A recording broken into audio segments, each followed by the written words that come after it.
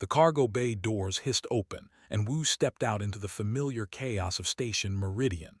The air smelled like oil, recycled oxygen, and something he could never quite identify. Probably best not to know. He had been making runs to this station for 3 years now, ever since he left the military and decided he wanted a quieter life. Hauling cargo across the frontier wasn't glamorous, but it was honest work. Most days, anyway. The station was always busy. Aliens of every type walked, slithered, or floated through the corridors. There were tall with their 4 arms, short who barely reached his waist, and dozens of other species he had never bothered to learn the names of. Humans were rare out here, but not so rare that people stared anymore. They just treated him like any other trader. That suited Wu just fine. He pulled his cargo hauler behind him, checking his data pad for the delivery point. Base 17. Easy enough. As he walked through the market district, vendors called out in a dozen languages. Universal translators handled most of it, turning the chaos into something almost understandable. He ignored them all. He had deliveries to make, and then he could grab a meal at the human-run cantina before heading back to his ship. That's when he saw it, a small shape huddled behind a stack of cargo containers near the loading dock. At first he thought it was just trash or discarded equipment, but then it moved. Wu stopped walking and looked closer. It was a child. Well, a cub. The creature had pale gray skin with darker stripes, large eyes, and small horns just starting to grow from its head. If he remembered correctly, the cub couldn't have been more than 6 or 7 in human years. The little thing was digging through garbage looking for something. Food, probably. Its movements were weak, shaky. Wu felt his chest tighten. He knew he should keep walking. This wasn't his business. Frontier stations were full of orphans and strays. You couldn't save them all, but his feet wouldn't move. The cub found something, a half-eaten ration bar, and stuffed it into its mouth desperately. Wu made a decision he knew was stupid. He reached into his pack and pulled out one of his own meal bars. He walked slowly toward the cub, not wanting to scare it. When he got close, he set the bar down on the ground and backed away. The cub's large eyes locked onto him. There was fear there, but also hunger. It grabbed the meal bar and ran, disappearing into the shadows between containers. Wu sighed and continued with his delivery. He told himself that was the end of it. One meal for a hungry kid, that was all. But the next time he came to the station, 2 weeks later, he looked for the cub. He found it in the same area, still scavenging. This time he left 2 meal bars and some water. The cub watched him from a distance but didn't run. By his 3rd visit, the cub waited for him. It didn't come close, but it sat where it could see him, those big eyes tracking his every move. Wu started bringing extra food on every trip. He told himself it wasn't a big deal, just some leftovers. But he was buying the food specifically for this purpose, and he knew it. On his 5th visit, the cub approached him. It was still cautious, ready to bolt, but it came close enough to take food directly from his hand. Its small fingers were cold. Wu noticed injuries on its arms, cuts that looked infected. That's when he called. Had been his friend since childhood. They grew up in the same district on Earth, joined the military around the same time, and ended up going their separate ways after the service. She became a medic and took a post on Station Meridian. He became a cargo hauler. They met up whenever he was in port, sharing meals and memories. When he told her about the cub, she gave him a look he knew too well. It was the look that said, "You're being stupid, but I'm going to help anyway because I'm stupid too." They found the cub together, knelt down slowly, speaking in a soft voice. The cub was scared of her at first, but Wu coaxed it closer, examined the injuries with gentle hands. She cleaned the wounds and applied medical gel from her kit. The cub whimpered but held still. "These need proper treatment," said. "Bring him to the clinic next time. I'll make up some excuse about inventory testing." Him, Wu asked. "I think so. Hard to tell with young, but probably male." She looked at the cub with sad eyes. "He's malnourished, probably orphaned. Where's his family?" "Don't know. Pirate raids have been bad in this sector." Nodded, they both knew what that meant. The cub's family was probably dead. On the frontier, that happened a lot. She gave Wu supplies and instructions. He listened carefully, memorizing everything. Over the next few weeks, a routine developed. Wu would arrive at the station and immediately go to the spot where the cub waited. He brought food, water, and medicine. He started teaching the cub basic words in human language. Hello, food, safe, friend. The cub learned quickly, repeating the words in a high, chittering voice. Visited regularly, checking on the cub's health. She brought toys sometimes, simple things from the station's market. The cub loved them, clutching them like treasures. Slowly, the little creature started to look healthier. The wounds healed. The ribs became less visible. There was light in those big eyes again. Other people noticed. A merchant stopped Wu one day in the market. "Human friend, what you do with cub?" the alien asked in broken standard. "Helping him," Wu said simply. They made a clicking sound that might have been laughter or concern. "Not value cubs until older. Cubs are, how you say, not yet people. You waste resources." "He's a kid. Kids need help." They studied him with all four eyes. "Humans strange. You care for young, not yours, not even your species. Why?" Wu didn't have a good answer for that. It just felt wrong to leave a child alone and hurting. They eventually walked away, shaking its large head. The merchants were less polite. One of them confronted Wu directly. "You should not interfere with the cub," the alien said coldly. "It is not your concern. He was starving. Cubs that cannot survive are meant to die. This is our way. Your attachment is inappropriate." Wu felt anger rise in his chest, but he pushed it down. Different species, different customs. He couldn't judge, but he also couldn't walk away. I'll do what I think is right." The merchant hissed, but said nothing more. One evening, Wu sat within the cantina. The cub was sleeping in a corner of the cargo bay, curled up on a blanket had brought. They could see him through the window. "You know this can't last," said quietly. "Eventually, someone's going to ask questions. Station management, maybe even authorities." "I know. What's your plan?" Wu stared at his drink. "Don't have one, just taking it day by day." "You're getting attached." "So are you." She smiled sadly. "Yeah, I guess I am. Humans are stupid that way." The cub stirred in his sleep, making small sounds. Wu watched him and felt something he hadn't felt in years. Purpose, maybe. Or just the simple satisfaction of helping someone who needed it. Whatever it was, he wasn't ready to give it up. He didn't know it then, but that decision would change everything. Because in a week, a dangerous named Al would arrive at the station, and the small cub sleeping peacefully in the cargo bay would catch his attention for all the wrong reasons. For now, though, there was peace. The cub was safe, fed, and healing. Wu finished his drink and went to check on him one more time before heading to his ship. Tomorrow he would return. He always did. The station buzzed with nervous energy. Word had spread through the markets and docking bays like electricity through water. Al was coming. Even Wu, who normally didn't pay attention to station gossip, heard the name repeated in hushed tones. The dealer, the butcher, the one who made problems disappear. Wu learned more from listening to conversations in the cantina. Al was like the cub, but that's where any similarity ended. He was a weapons dealer, a smuggler of illegal narcotics, and a killer when it suited him. He had a network that stretched across 3 sectors.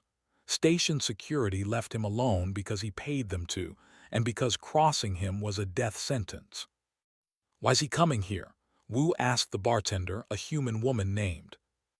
"Big deal going down. Arms shipment, probably. Station command looks the other way as long as he keeps it quiet." She leaned closer. "You should keep your head down while he's here. Guy's got a temper." Wu nodded but didn't say more. He had no intention of getting involved with someone like Al. He would make his delivery, check on the cub, and leave before the dealer even arrived. Simple. Except it didn't work out that way. Al's ship docked 3 hours before Wu was scheduled to leave. The dealer came with an entourage of guards and assistants, making his way through the station like he owned it. Maybe he did, in a way. Wu caught a glimpse of him from across the market district. Al was massive for a easily 7 feet tall with enhanced muscles that bulged under his skin. Scars covered his arms and face, and cybernetic implants glowed faintly at his temples and neck. He looked exactly like what he was, dangerous. Wu finished loading his cargo and went to find the cub. They had started calling him, a name suggested because it was simple and the cub could pronounce it. Had learned more human words and was getting braver, sometimes following Wu around the docking area during his visits. When Wu found him, was excited. The little cub grabbed his hand and pointed toward the market. "Big ones, my people." Wu's stomach dropped. "No, stay here." But the cub didn't understand danger yet. He had been alone for so long, and now he could see his people. Maybe they would help him. Maybe they would know about his family. Pulled free and ran toward the market before Wu could stop him. Wu cursed and ran after him. He pushed through the crowd, trying to catch up, but was small and fast, darting between legs and under tables. By the time Wu reached the central marketplace, had already found Al. The dealer was in the middle of a conversation with a merchant, discussing something on a data pad. Approached slowly, his big eyes wide with hope. He reached out and touched Al's leg, making a chirping sound that Wu had learned meant hello in. Al looked down. His expression was one of annoyance. He said something in the language, harsh and dismissive, didn't move away. He chirped again, more insistent. The merchant laughed at something Al said. The dealer turned back to his conversation, ignoring the cub entirely, but was persistent. He tugged on Al's clothing, trying to get attention. Al had a drink in his hand, some kind of bright blue liquid in a glass. As he gestured while talking, bumped into his arm. The drink splashed across Al's chest and onto the merchant. Everything went silent. Al stared at the stain on his clothing. The merchant made an angry sound, and realizing he had done something wrong, tried to back away. Al moved faster than Wu expected. One large hand shot out and grabbed by the neck. The cub made a strangled sound, his small hands clutching at Al's fingers. The dealer lifted him off the ground and shook him violently, the way an animal shakes prey to break its neck. "Worthless cub," Al snarled in standard, probably for the benefit of the crowd. "You dare interrupt me." He shook again, harder. The cub's body jerked like a rag doll. Wu heard a sound like cracking wood, bones breaking. The market had gone completely still. People watched, but no one moved to help. This was business, and Al was too dangerous to cross. Then Al threw. The small body flew through the air and hit a cargo container with a sickening thud, crumpled to the ground and didn't move. Wu's vision narrowed. Everything became distant and muted, like he was underwater. His training kicked in, the old military instincts he thought he had buried. Assess, prioritize, act. He ran too. The cub was breathing barely. Blood trickled from his mouth. His eyes were open but unfocused. Wu could see the unnatural angle of his chest. Broken ribs, internal damage, bad. He said into his communicator, surprised at how calm his voice sounded. "Medical emergency, market district, now." Across the plaza, Al was laughing. He said something to his companions that made them laugh too. Then he looked at Wu and the broken cub, and his expression showed nothing. No guilt, no concern, just mild irritation at the interruption. Arrived in minutes, her medical kit already open. She dropped to her knees beside and started working. Her hands moved with practiced efficiency, but Wu could see the fear in her eyes.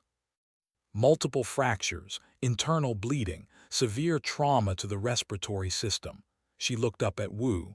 "I need to get him to the clinic, now." They lifted carefully onto a portable stretcher. The cub whimpered, a small broken sound that cut through Wu like a knife. As they carried him away, Wu looked back at Al. The dealer was already back to his business meeting, the incident forgotten. To him, it was nothing. A minor annoyance, a worthless cub who should have known better. At the clinic, Wu stood outside the treatment room. Through the window, he could see working frantically. She had called for help from the station's medical AI, and machines surrounded the small table where lay. Tubes and wires connected to his tiny body. Monitors beeped and flashed. Wu's hands were steady, but inside, something cold and hard was forming. He knew this feeling. He had felt it before in the war. It was the feeling that came right before he did something that couldn't be undone. A station worker approached him cautiously. "Human friend, I saw what happened. I am sorry." "Why didn't anyone help?" Wu asked quietly. The headstalks drooped. "The dealer is dangerous, and by law cubs have no protection. They are not considered full persons until adolescence. What he did was not crime. He nearly killed a child." "Yes, but not all species view young ones as you do. I am sorry. This is how the galaxy works." After the left came out, her medical scrubs were stained with blood. She looked exhausted. "He's stable, barely. The next few hours are critical." She grabbed Wu's arm. "I saw that look in your eyes. Whatever you're thinking, don't." "I'm not thinking anything." "Liar, I know you. I've seen you like this before. Back in the war when that militia killed those civilian kids." Wu remembered. That mission had ended with him in a court-martial hearing. He had been cleared eventually, but barely. Necessary force, they had called it. He had other words for what he had done. "This is different," continued. "This is a civilian station under council law. If you touch Al, they will execute you. Not jail, execute." "Okay." "Wu, I mean it. That cub in there needs you alive. Don't do something stupid." "I won't." She stared at him for a long moment, then sighed. "You're lying, but I can't stop you. Just be smart about it." After she went back inside, Wu walked through the station. He found an observation deck and stared out at the stars. He thought about broken and bleeding.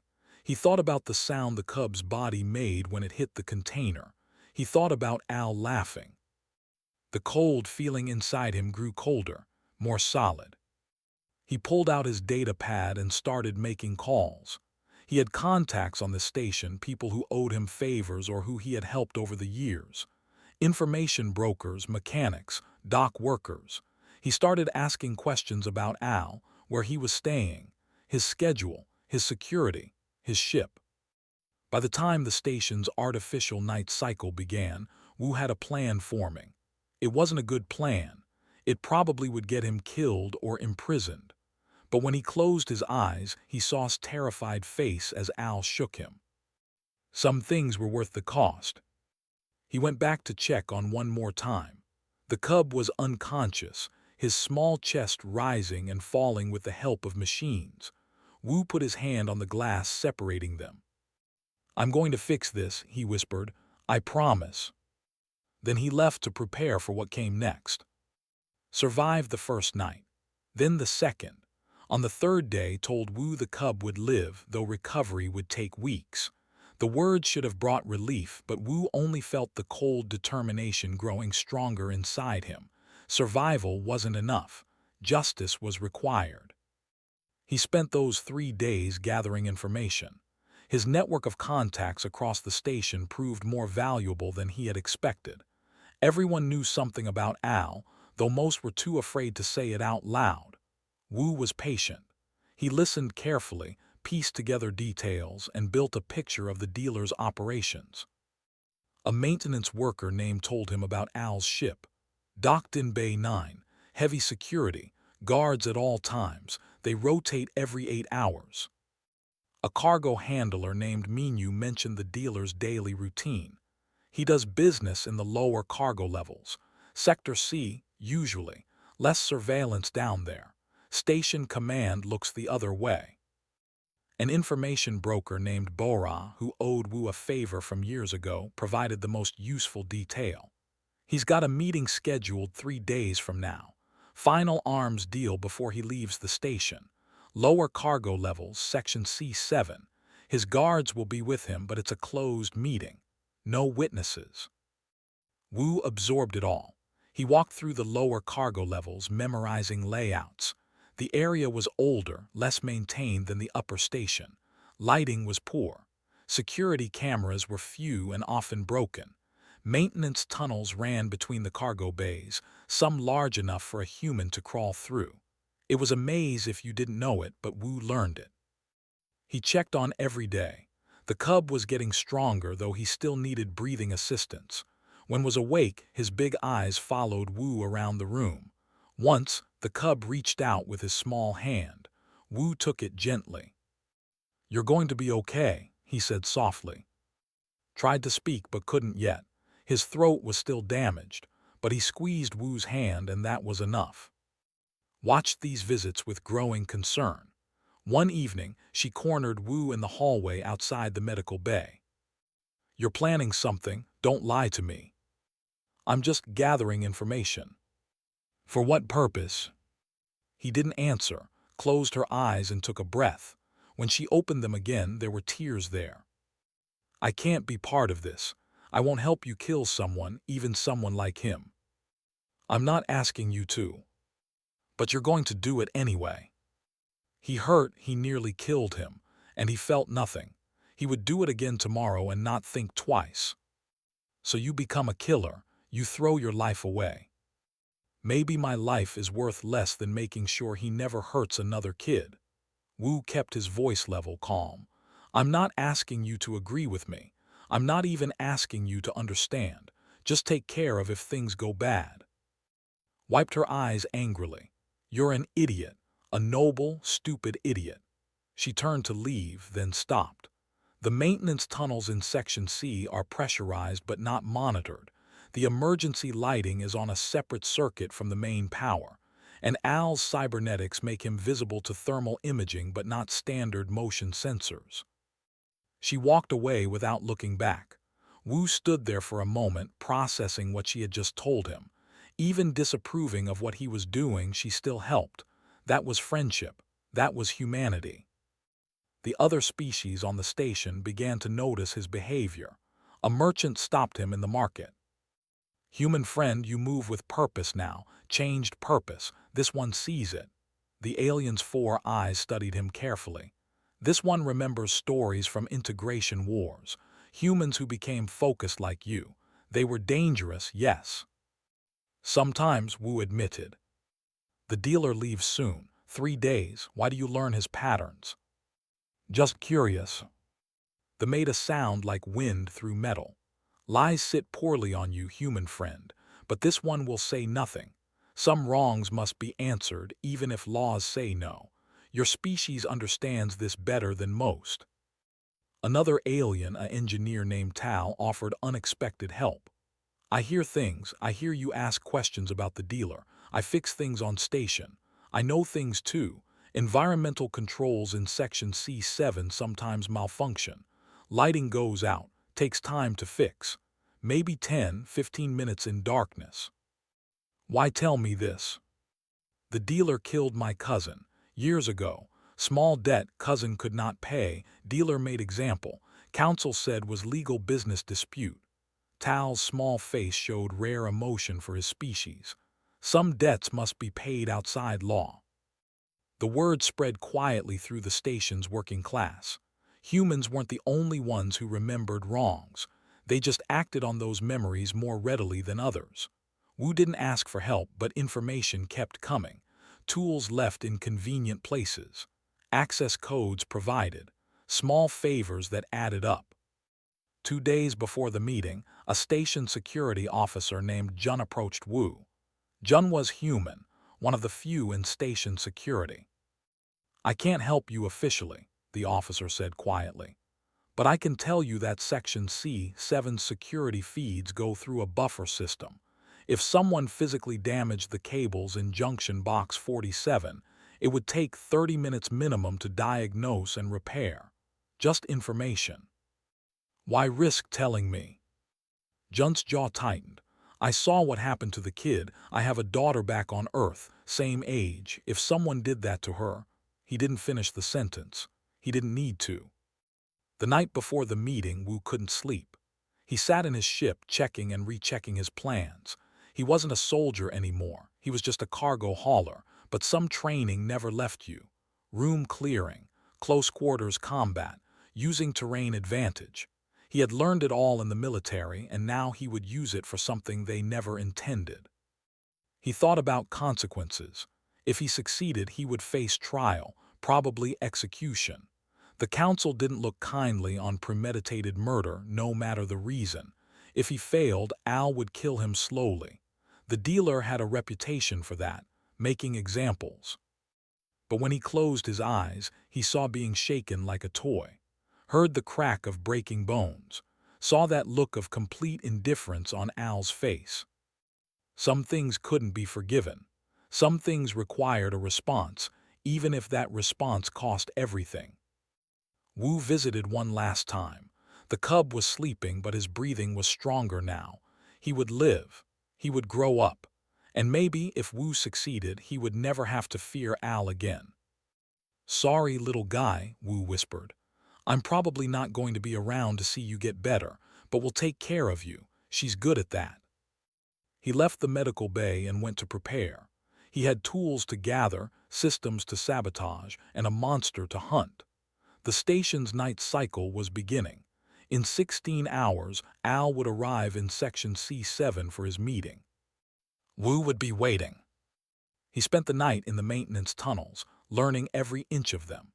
He placed tools in strategic locations, a cargo hook here, a welding torch there, an industrial cutter near the main corridor. He damaged the cables in Junction Box 47 just enough that they would fail under load, but not enough to trigger immediate alarms. He tested the maintenance passages, making sure he could move through them silently.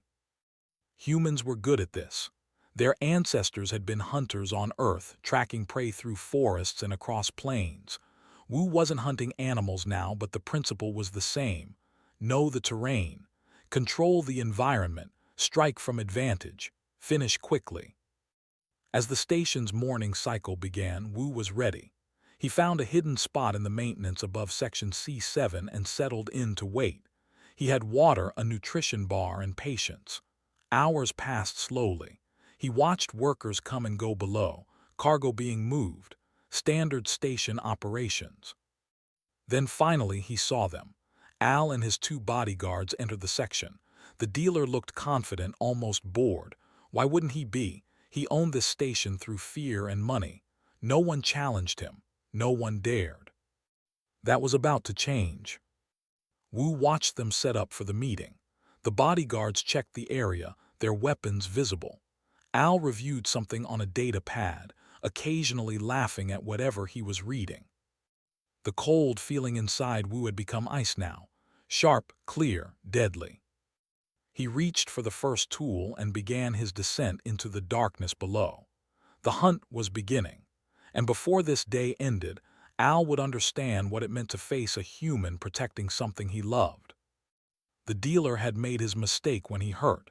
Now he would pay the price for that mistake, in full. The lights in Section C7 flickered once, then died completely. Emergency lighting should have activated immediately, but the system Wu had sabotaged earlier took precious seconds to kick in. Those seconds were all he needed. In the sudden darkness, Al's voice boomed out. "What is this? Get those lights working." His bodyguards activated their low-light vision implants, casting the cargo bay in a faint green glow that only they could see. They swept the area with their weapons raised, looking for threats. They were professionals, well-trained and heavily armed. They never saw Wu drop from the maintenance shaft above. He landed silently behind the first bodyguard, a tall with military-grade armor. In his hand, Wu held a cargo hook, a curved piece of industrial steel meant for moving heavy containers. He swung it hard and precise, driving the sharp point through the weak spot where the bodyguard's armor met his neck. The alien made a choking sound and fell. The second bodyguard spun toward the noise, his weapon already firing. Plasma bolts lit up the darkness, but Wu was already moving. He rolled behind a cargo container as the wall where he had been standing melted under the weapon's heat. The bodyguard advanced, scanning with his enhanced vision. Wu knew how those implants worked. He had faced them before in the war. They showed heat signatures but had limited peripheral vision and a slight processing delay. He used that. Moving low and fast, he circled around through a gap between containers that was too small for the larger alien. The bodyguard realized his mistake too late. As he turned to track Wu's movement, he exposed his side. Wu came up fast with an industrial cutting tool, the kind used to slice through metal. It worked just as well on armor. The blade activated with a high whine and cut through the bodyguard's side. The alien dropped, his weapon clattering away. 2 down, 1 to go. The emergency lights finally came on, bathing the cargo bay in dim red illumination. Al stood in the center of the space, his cybernetic enhancements glowing as they activated. He held a weapon now, something large and custom-built. His eyes scanned the shadows. "Who's there?" he called out. "Show yourself, coward." Wu stepped into view. He was breathing hard but steady. His clothes were splattered with blood, but he ignored it. All his focus was on the monster in front of him. Al stared at him for a moment, then recognition flashed across his face. "You, the human from the market, the one with the cub," he laughed, a harsh sound. "You came here for revenge, for that worthless thing." "His name is," Wu's voice was calm, almost conversational.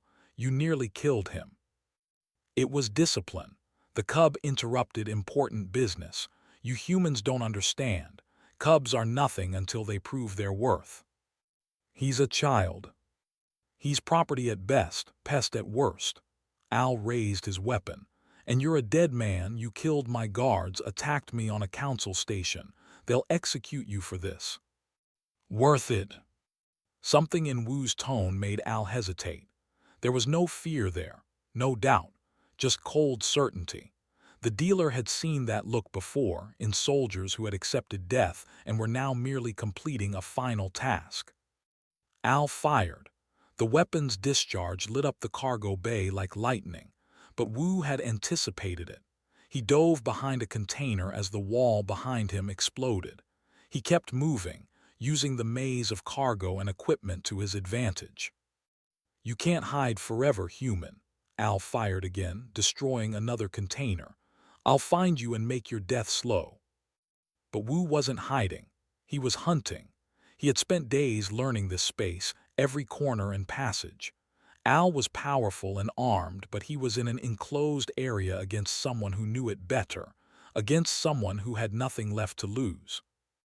Wu triggered the next part of his plan. He had placed several gas canisters around the bay earlier, standard industrial equipment used for welding. He ruptured them remotely using a signal from his communicator. Compressed gas flooded the lower areas of the cargo bay, creating a thick fog that the emergency lighting turned into a red haze. Al's thermal vision became useless. Everything was heat now. He roared in frustration and fired blindly into the fog. Plasma bolts flew past Wu, so close he felt the heat, but he kept moving, circling, getting closer. He came up behind Al and struck, not with a weapon this time, but with his hands. He grabbed one of the dealer's cybernetic ports and yanked hard. Al screamed as the implant tore partially free. He spun, faster than Wu expected, and backhanded him with enormous force. Wu flew backward and hit a container. Pain exploded through his ribs. One or more were broken. He tasted blood, but he didn't stay down. He rolled to the side as Al's foot came down where his head had been. The metal floor dented under the impact. "I'm going to tear you apart," Al snarled. He grabbed Wu by the throat and lifted him off the ground. His grip was crushing. Wu felt his vision starting to darken. "I'm going to kill you, then I'm going to go back and finish that cub, slowly." That was his mistake, giving Wu a reason to keep fighting. Wu still had the cutting tool clipped to his belt. He activated it and drove it upward into Al's arm. The blade cut through muscle and cybernetics both. Al's grip loosened and Wu fell. He didn't waste time. He ran toward the area where he had placed his final tool. A heavy industrial piston, the kind used to compress cargo for transport. It was powerful enough to crush metal. Wu had set it up carefully, positioning it near a bulkhead. Al followed, enraged and bleeding. "I'll kill you. I'll kill everyone you care about." "You already tried that," Wu said. He waited until Al was in position, then activated the piston's remote control. The massive machine engaged with a hydraulic hiss. The piston extended with tremendous force, catching Al from the side and slamming him against the bulkhead. The dealer roared and tried to push back, his enhanced muscles straining. But the machine was stronger. The piston continued extending, pinning him. Wu approached slowly. His body hurt everywhere. Blood ran down his face from a cut above his eye, but he kept walking until he stood in front of Al. The dealer snarled at him. "You can't do this. Council law protects me. I have rights." "Like had rights when you threw him." Wu's voice was quiet. "He's 6 years old. He's a baby. And you nearly killed him because he spilled your drink. He's not your offspring, not even your species. Why do you care?" "Because someone has to. Because he's a kid who lost everything and needed help. Because that's what decent beings do. They protect children." Al tried to laugh, but it came out as a wheeze. The piston was crushing his chest now. "You're insane. All humans are insane, caring about things that don't matter." "He matters to me. That makes him matter." Wu reached for the piston controls. "You should have left him alone. You should have just walked away. But you didn't. So now I make sure you never hurt anyone else. Wait, I can pay you credits, ships, whatever you want. I want you to stop breathing." Wu increased the pressure. Al's cybernetic enhancements whined as they tried to compensate. His reinforced ribs creaked under the strain. He struggled, but there was nowhere to go. "This is murder," Al gasped. "You'll be executed." "I know." "Then why?" Wu thought of small hand in his. The cub's chirping attempts at human words. The way he smiled when Wu brought food. The trust in those big eyes. "Because he's mine to protect, and I don't fail at that." He maxed out the piston's pressure.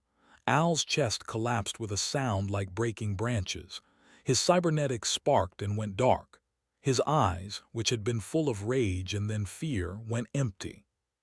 Wu stood there for a long moment, making absolutely sure. He checked for a pulse, for breathing, for any sign of life. There was none. Al, the dealer who had terrorized this sector for years, who had killed and hurt countless beings, was dead. Wu turned off the piston and let the body fall. He felt nothing. No satisfaction, no regret, just a sense of completion, a task finished. He walked to the exit of the cargo bay and sat down heavily against the wall. His ribs hurt. His head hurt. Everything hurt. But it was done. Station security would be here soon. Someone must have heard the weapons fire. Wu wasn't going to run. There was no point. He had done what he came to do. He thought of, hopefully still sleeping peacefully in the medical bay. Thought of who would be angry and sad but would take care of the cub. Thought of all the other children Al would never hurt. Worth it, all of it, worth it. Wu closed his eyes and waited for security to arrive. The hunt was over. The dealer had found out what happened when you hurt something a human cared about, and he had paid the price in full. Station security found Wu exactly where he had left himself. He was sitting against the wall, covered in blood and injuries, next to 3 bodies. He didn't resist when they approached with weapons drawn. He simply raised his hands slowly and let them put restraints on him. Jun, the human security officer, was among them. He looked at the scene and then at Wu. There was something like sadness in his eyes, but also understanding. He said nothing as they led Wu away. The station commander, unnamed, arrived within the hour. She examined the bodies and reviewed the security footage that still existed. What she saw made her feel something unusual for her species. Not quite respect, but close to it. "You planned this carefully," she said to Wu later in the holding cell. "Everything was precise, professional." "Yes." You know what happens now. The Galactic Council will demand justice. Al had powerful friends. You'll face trial and likely execution. I know. Was it worth it? Wu thought of yes. Studied him with all four eyes. You humans are strange. You kill for things that aren't even yours, for principles, for children of other species. She paused. But perhaps that strangeness is not weakness. News of what happened spread quickly, first through the station, then across the sector, and finally throughout Council space. The story became as it traveled. A human had killed a notorious criminal to protect an alien child. The details varied depending on who told the story, but the core remained the same. Human communities across the galaxy reacted with overwhelming support. They organized protests at council buildings. They flooded communication channels with messages. The phrase, "he protected a child," became a rallying cry. Humans demanded that Wu be pardoned or given minimal punishment. Non-human species had mixed reactions. Some saw it as proof that humans were dangerously emotional and violent. Others, particularly species with strong parental instincts, found themselves sympathizing despite themselves. The debate raged across news networks and political forums. The trial was scheduled for 3 weeks after the incident. It would be held on the station itself, with council representatives attending via hologram. The charges were clear: 3 counts of premeditated murder, destruction of property, and violation of station regulations. Visited Wu every day in detention. She brought news of his recovery. The cub was getting stronger, eating solid food again, taking his first steps without assistance. He asked for Wu constantly. "He doesn't understand why you're not there," said, her eyes red from crying. "I tried to explain, but he's too young. Tell him I'm taking care of something. Tell him I'll see him when I can." "That might be never, Wu, you know that." He nodded. "Then tell him I'm proud of him. Tell him to be strong." Broke down then, and Wu held her hand through the bars of his cell. "You did what you thought was right," she said between sobs. "I'm still angry at you, but I understand. I hate that I understand." A human lawyer named Min arrived from Earth to represent Wu. She was sharp, experienced, and determined. "We have options," she told him in their first meeting. "We can argue temporary insanity, diminished capacity, cultural differences in protective instincts." "I wasn't insane. I knew exactly what I was doing." "That makes this harder. I'm not going to lie about what I did or why I did it." Min sighed. "Then we argue justifiable action, that your response was proportional to the threat Al posed to and other potential victims, that council law inadequately protects juveniles of certain species." The trial began on a gray morning. The council chamber was packed with observers from dozens species. Holographic representatives from the major council worlds floated above their designated spaces. Wu sat in the defendant's area, wearing simple civilian clothes. He looked tired but calm. The prosecution was led by an advocate named Tan. He was methodical and harsh, presenting evidence of premeditation, of calculated violence, of murder. The security footage showed Wu's actions clearly: his planning, his execution, his lack of mercy. "This human killed 3 beings in cold blood," Tan stated. "He claims it was for a cub, but the cub was not his offspring, not his responsibility. By law, the cub had no legal standing. The defendant had no right to act." Min countered with expert testimony about human psychology, about protective instincts that extended beyond biological offspring. She brought in specialists who explained how humans bonded with young of other species. She showed footage of Wu's months of care for. "My client formed a parental bond with this child," she argued.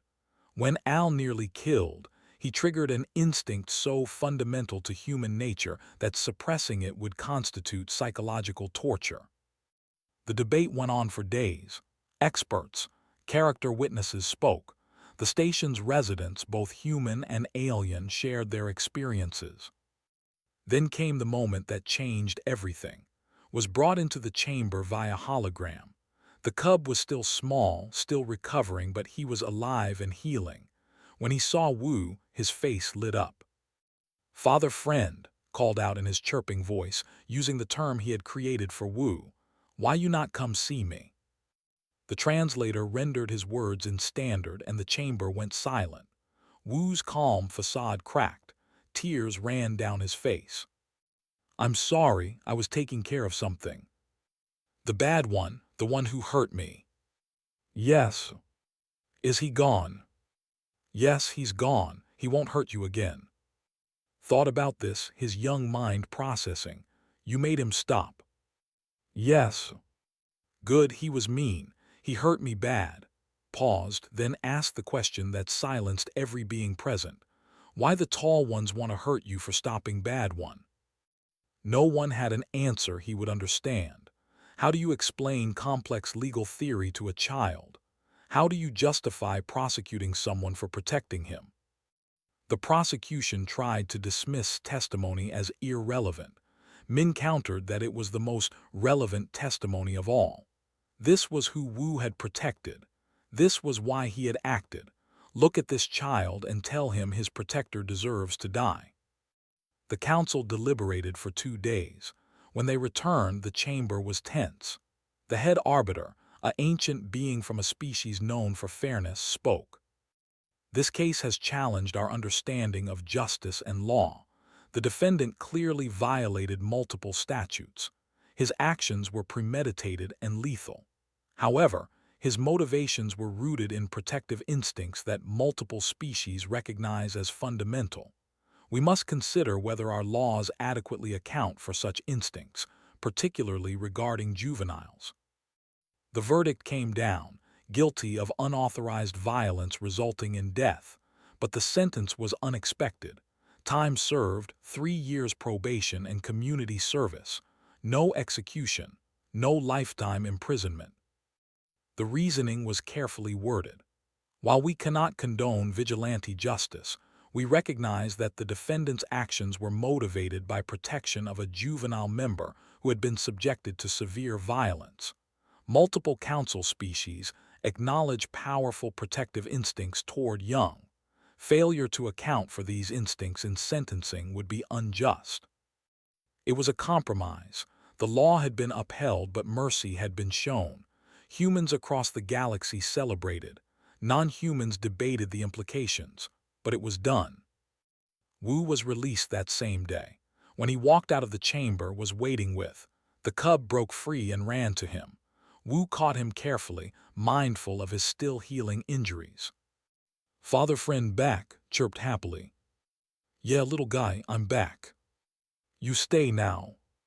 Wu looked at who nodded. "Yeah, I'll stay." His hauling license had been revoked, but that was okay. He opened a small repair shop near the docking bays.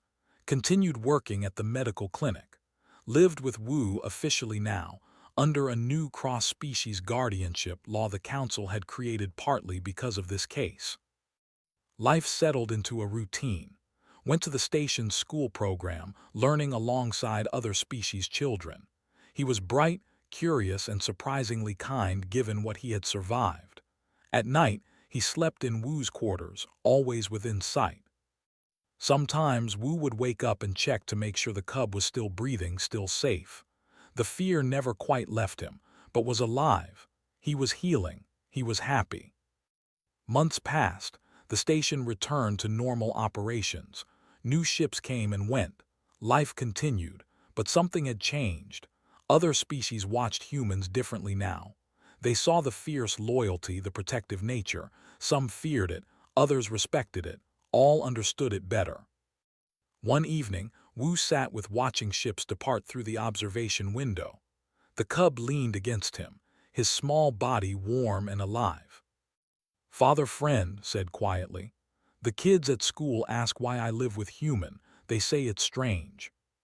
"What do you tell them?" "I tell them you saved me. You stopped bad one. You're my family." "That's right." Their families are same species. Ours is different. Does that bother you? Thought about it seriously, the way children do when asked important questions. No, family is who loves you, who protects you. You're my family. Wu hugged him gently. You're my family too. Across the station, near Wu's repair shop, someone had painted graffiti on the wall. Station security had tried to remove it multiple times, but it kept reappearing. The message was simple, in both standard and several other languages. Protect children, no matter what. Below it, someone had added in rough letters, "The dealer found out, don't be like the dealer." It became a kind of monument, a reminder, a warning. The galaxy was vast and often cruel, but within it were beings like Wu who drew lines in the sand, who said this far and no further, who paid any price to protect the vulnerable. Humans had a reputation now. They bonded strangely. They loved fiercely. They protected absolutely, crossed those lines and faced the consequences.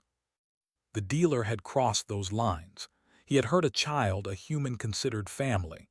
He had showed no remorse. So the human made sure he stopped breathing. It was that simple, that fundamental, that human. And across the galaxy, in stations and colonies and ships, the story spread. The dealer and the cub, the lesson learned, the price paid. Some called it justice, some called it murder, everyone called it human. And they were right.